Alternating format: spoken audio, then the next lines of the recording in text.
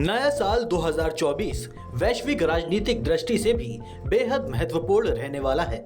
रूस को विश्व की 1/4 अर्थव्यवस्था वाले ब्रिक्स की अध्यक्षता मिल गई है और रूस यूक्रेन युद्ध के बाद ये पहला मौका होगा जब रूस में किसी बड़े वैश्विक सम्मेलन का आयोजन होगा।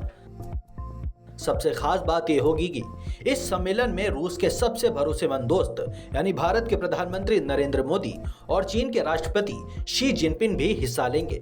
रूस चीन जैसे अपने विरोधियों के साथ भारत को देखना सुपर पावर अमेरिका के लिए बहुत बड़ा झटका होगा। वैसे भी ब्रिक्स की सफलता को लेकर अमेरिका पहले से ही असहज नजर आता रहा है। अब रूस को वैश्विक स्तर पर हाशिए पर ढकेलने की मंशा पालने वाले अमेरिका को रूस अपनी ताकत दिखाने की कोशिश करेगा। दरअसल 2024 में ब्रिक्स की अध्यक्षता मिलते ही रूसी राष्ट्रपति व्लादिमीर पुतिन साल के पहले दिन से ही एक्शन में आ गए थे। पुतिन ने आधिकारिक घोषणा की थी कि ब्रिक्स में 5 से बढ़कर अब 10 देश सदस्य शामिल हो गए हैं। 5 नए सदस्य देशों के शामिल होने से ब्रिक्स को काफी मजबूती मिलेगी। पुतिन ने कहा कि लगभग 40 देश भी ब्रिक्स से जुड़ना चाहते हैं। पुतिन के इस बयान को अमेरिका को जवाब के रूप में माना जा रहा है।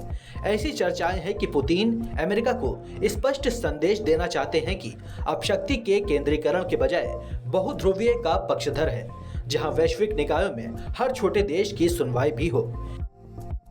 बीते दिनों विदेश मंत्री जयशंकर की रूस यात्रा और राष्ट्रपति पुतिन द्वारा प्रोटोकॉल को तोड़ते हुए विदेश मंत्री जयशंकर से मिलना इसका सबसे बड़ा उदाहरण है। राष्ट्रपति पुतिन ने जयशंकर को पीएम मोदी को रूस आने का निमंत्रण दिया, जिसे पीएम मोदी ने स्वीकार भी किया। यही नहीं, पुतिन ने मोदी को आगामी लोकसभा चुनाव में जीत के लिए शुभकामनाएं भी दी।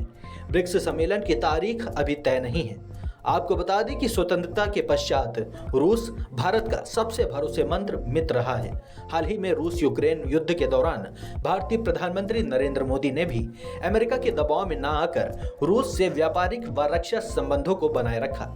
अमेरिका शुरू से ही भारत व रूस के मजबूत संबंधों को लेकर असुरक्षित महसूस करता रहा है, क्योंकि आज वैश्विक स्तर पर भारत का विशेष स्थान है।